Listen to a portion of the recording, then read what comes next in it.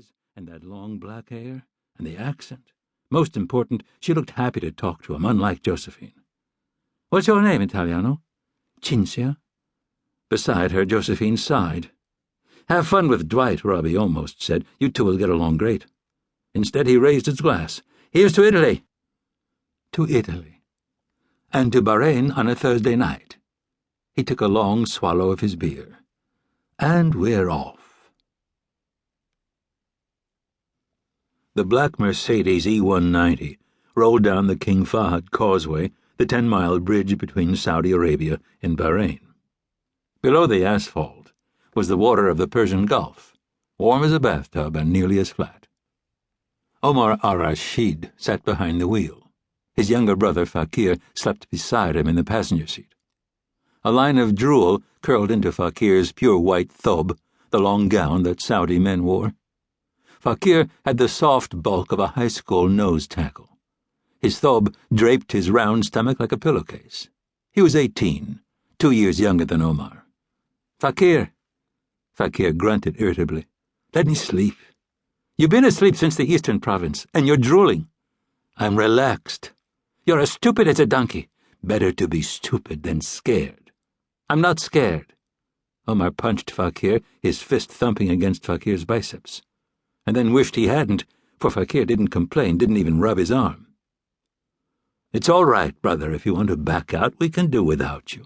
"I'm not scared." For the first time in his life, Omar hated his brother. He was scared. Anyone would be scared. Anyone but a donkey like Fakir. But now he'd gone too far. The humiliation of quitting outweighed the fear of death. And maybe the imams were right. Maybe virgins and endless treasures awaited them on the other end. Though he didn't see the imams lining up to find out. 3 minutes later they reached the tiny barrier island that marked the border of Saudi Arabia and Bahrain. A bored guard checked the Mercedes registration. 100 meters on, an immigration agent swiped their passports and waved them through without asking their plans. Everyone knew why Saudis went to Bahrain. They went for a drink, or 2, or 10. They went to hang out with their girlfriends without being hassled by the Mutawa, the Committee for the Promotion of Virtue and Prevention of Vice, the Saudi religious police. They went to watch movies in public, movie theaters being another pleasure forbidden in the kingdom.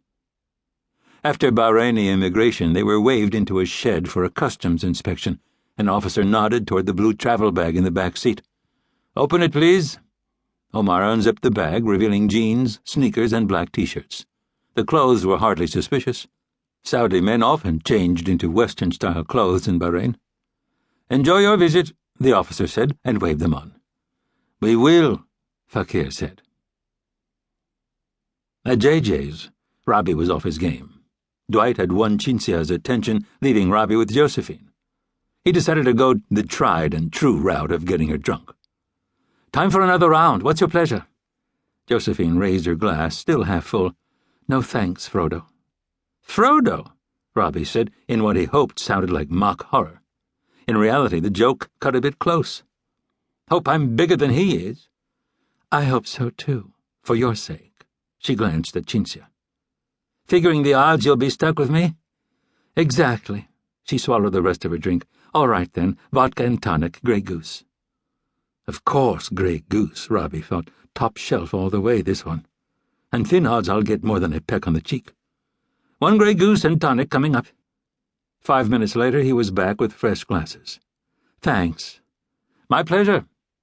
"What about you? Live here?" "Indeed." Even this one would melt a bit when she heard his next line. "I teach." Robbie grinned.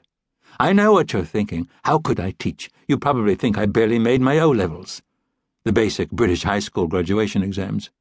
But these kids are special." "Special how?" "Autistic. Developmentally disabled, we call it."